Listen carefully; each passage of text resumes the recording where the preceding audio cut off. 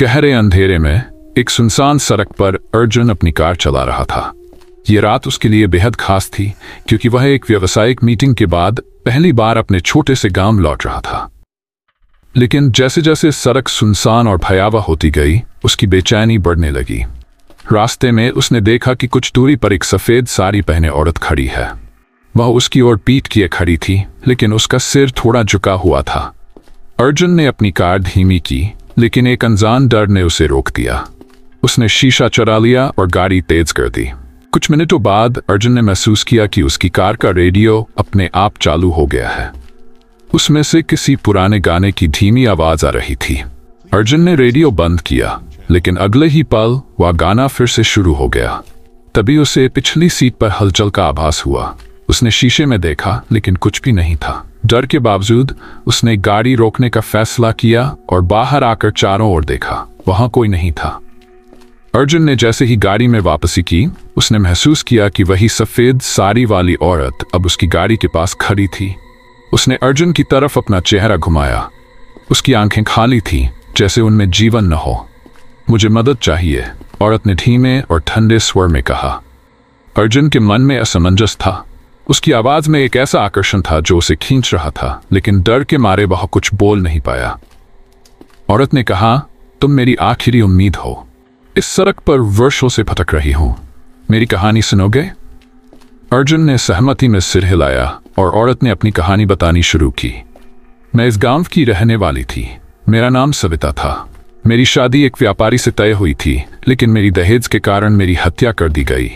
तब से मैं न्याय के लिए भटक रही हूं। हर रात मैं इसी सड़क पर आती हूं, लेकिन कोई मेरी मदद नहीं करता। अर्जुन ने महसूस किया कि सविता की आत्मा दर्द और न्याय के लिए तरस रही है। उसने उसे वादा किया कि वह उसकी मदद करेगा। सविता ने कहा, तुम्हें उस व्यापारी के घर जाना होगा और मेरी मौत के सबूत इकट्ठा करने होंगे, लेकिन सावधान रहना, वह आदमी अब भी खतरनाक है। अर्जुन गांव पहुंचा और सविता के बताए स्थान पर गया। गांव वाले उस व्यापारी के बारे में बात करने से डरते थे। अर्जुन ने महसूस किया कि इस जगह पर एक रहस्यमय डर छाया हुआ है। एक बूढ़े व्यक्ति ने अर्जुन को बताया, उस व्यापारी का घर शापित है। वहां कई बार अजीब घटनाएं होती हैं। कोई वहां जाने की हिम्मत नहीं करता। अर्जुन ने सविता के बताए निर्देशों के अनुसार उस घर में प्रवेश किया। जैसे ही उसने दरवाजा खोला, एक ठंडी हवा का झोंका आया। घर के अंदर हर चीज टूटी फूटी और धूल से भरी हुई थी।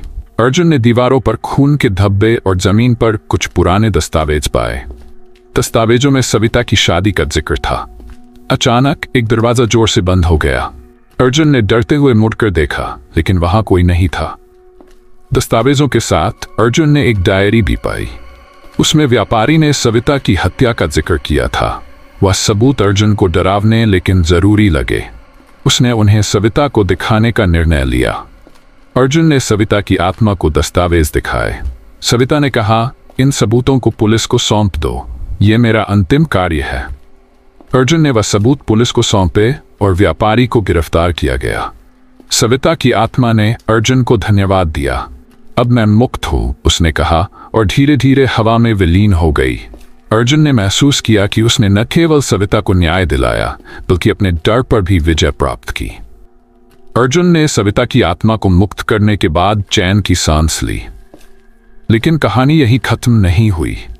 कुछ हफ्तों बाद अर्जुन के गांव में अजीब घटनाएं होने लगी। लोग शिकायत करने लगे कि रात के समय सड़क पर अजीब आवाजें सुनाई देती हैं। कुछ ने दावा किया कि उन्होंने सफेद साड़ी वाली एक औरत को फिर से देखा है। अर्जुन को विश्वास नहीं हुआ। उसने सोचा कि सविता की आत्मा तो मुक्त हो चुकी थी, तो ये कौन हो सकता है? एक रात अर्जुन ने खुद उस सुनसान सड़क पर जाने का फैसला किया। वह अपने साथ एक कैमरा और टॉर्च लेकर निकल पड़ा। जैसे ही वह सड़क के करीब पहुंचा, ठंडी हवा के झोंके ने उसे घेर लिया। चारों तरफ सन्नाटा था। तभी उसे अपने पीछे किसी के चलने की आवाज सुनाई दी। अर्जुन ने जल्दी से मुड़कर देखा, लेकिन वहां कोई नहीं था। अचानक सड़क के किनारे खड़ी वही सफेद साड़ी वाली औरत दिखाई दी। अर्जुन की रीढ़ में सिहरन दौड़ गई। वह औरत वही थी, लेकिन उसका चेहरा अलग था। उसकी आंखों में गुस्सा और दर्द झलक रहा था। कौन हो तुम? अर्जुन ने डर औरत ने कहा, मैं सविता नहीं हूं। मैं इस जगह की असली रक्षक हूं। तुमने जो किया वह सही था, लेकिन यहाँ अब भी खतरा मंडरा रहा है। उस औरत ने अर्जुन को बताया कि सविता के न्याय के बाद इस सड़क के पास एक पुरानी कब्र से छेड़छाड़ हुई है। वह कब्र किसी शापित आत्मा की थी जिसने अब जागना शुरू कर दिया है।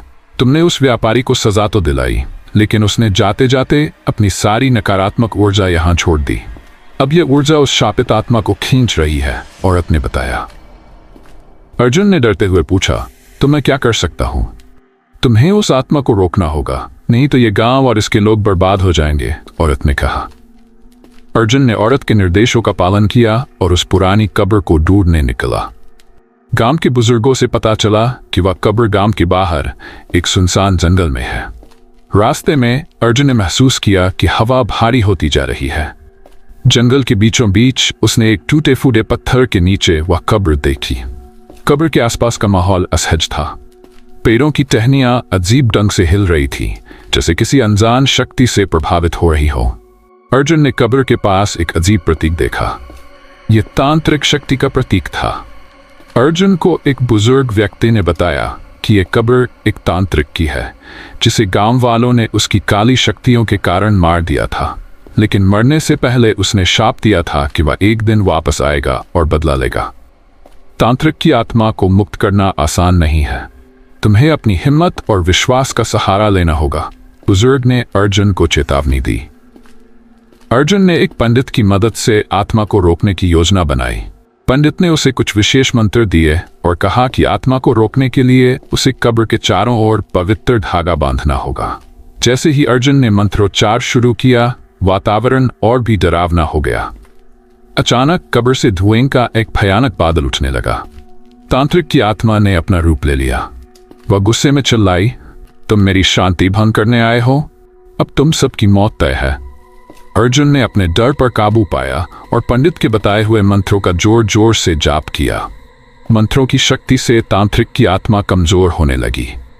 अंत में पवित्र धागे और मंत्रों की शक्ति से तांत्रिक की आत्मा ने हार मान ली। वह बोला, तुमने मुझे रोक लिया, लेकिन यह जगह हमेशा शापित रहेगी। इसे कोई भी बदल नहीं सकता। अर्जुन ने जवाब दिया, शापित या नहीं, मैं अपने गांव और यहाँ के लोगों की रक्षा के लिए हमेशा खड़ा रहूंगा। तांत्रिक की आत्मा धुएं में बदलकर गायब हो गई और कब्र पर शांति छा गई। अर्जुन के इस साहसिक कार्य के बाद गांव वालों ने उसे धन्यवाद दिया। उस सुनसान सड़क और जंगल का डर धीरे धीरे खत्म हो गया। अर्जुन ने महसूस किया कि सच्चाई और साहस से किसी भी बुराई को हराया जा सकता है। यह कहानी दर्शाती है कि जहां अंधेरा हो, वहां सच्चाई का प्रकाश फैलाना ही सबसे बड़ा चमत्कार है।